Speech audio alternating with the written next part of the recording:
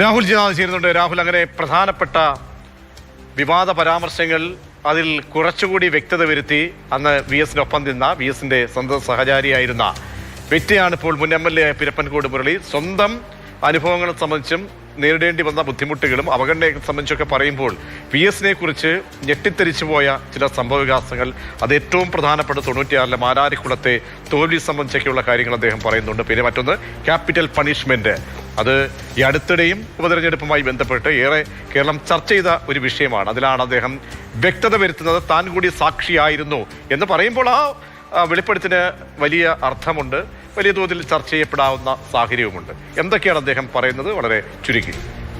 അതുതന്നെയാണ് കാരണം ഇത്തരം ചോദ്യങ്ങൾ വളരെ ഏറെക്കാലമായി ചർച്ചയിലുണ്ടായിരുന്നു. അപ്പോൾ ഇതിൽ വാസ്തവമുണ്ടോ എന്നുള്ള ഒരു വിഷയമായിരുന്നു. കാരണം ഇതിൽ എതിർഭാഗം നിൽക്കുന്നവർ പറയുന്നത് നിഷേധിക്കുകയാണ് പൂർണ്ണമായും ചെയ്തിട്ടുള്ള പല ഘട്ടങ്ങളിൽ. ഇപ്പോൾ ക്യാപിറ്റൽ പണിഷ്മെന്റിലേക്ക് വന്നു കഴിഞ്ഞാൽ ഈ ആരോപണം പുറത്തു വരുന്ന ഘട്ടത്തിൽ തന്നെ എം സ്വരാജിനെതിരെയാണ് ഈ ആരോപണം പുറത്തു വന്നത്.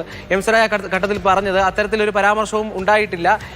ഇത്തരം വാർത്തകൾ അല്ലെങ്കിൽ ഇത്തരം കാര്യങ്ങൾ പറഞ്ഞു പ്രചരിപ്പിക്കുന്നവർക്കെതിരെ നിയമ നടപടിക്ക് എം സ്വരാജ് തയ്യാറായിരുന്നു. അതുകൊണ്ട് ഇത് കെട്ടുകഥയാണോ എന്ന് ചിന്തിക്കുന്ന ഘട്ടത്തിലാണ് അച്യുതാനന്ദൻ തന്നെ പരോക്ഷമായി, അത് പ്രതിപക്ഷത്തിനാണോ അല്ലെങ്കിൽ തൻ്റെ കൂടെയുള്ള ആളുകൾക്കാണോ മറുപടി നൽകിയെന്ന് വ്യക്തമാക്കാതെ പരോക്ഷമായി ഇത്തരത്തിൽ കഴുമരത്തിനെയൊക്കെ വെല്ലുവിളിച്ചുകൊണ്ട് മുന്നോട്ട് വന്ന ഞങ്ങളോടാണോ ക്യാപിറ്റൽ പണിഷ്മെന്റ് എന്ന് പറയുന്നത് എന്ന ചോദ്യം ഉന്നയിക്കുന്നുണ്ട്. അപ്പോഴാണ് വീണ്ടും ഈ വാർത്ത സജീവമായി വരുന്നത്. ഇപ്പോൾ ഏറ്റവും ഒടുവിൽ ആ സംസ്ഥാന സമ്മേളനത്തിൽ ഡെലിഗേറ്റായി പങ്കെടുത്ത പിരപ്പൻകോട് മുരളി പറയുകയാണ്, ഞാൻ കേട്ടതാണ് ആ പരാമർശം, ആ വിമർശനം ഞാൻ കേട്ടതാണ്. ആ വിമർശനം ഉന്നയിച്ചപ്പോൾ ഡയസിലുള്ളവർ ആരും അത് എതിർത്തിൽ ആസ്വദിക്കുകയായിരുന്നു. അത്തരത്തിൽ വിഭാഗീയത ഉണ്ടാകാൻ പ്രധാനപ്പെട്ട കാരണമായി അച്യുതാനന്ദനെ ചൂണ്ടിക്കാട്ടി, വി എസ് അച്യുതാനന്ദനെ ചൂണ്ടിക്കാട്ടി പുറത്താക്കാൻ അല്ലെങ്കിൽ അരികുവൽക്കരിക്കാനൊക്കെയുള്ള ശ്രമം നടന്നിട്ടുണ്ട് എന്ന തരത്തിലാണ് ഇപ്പോൾ വെളിപ്പെടുത്തൽ വരുന്നത്.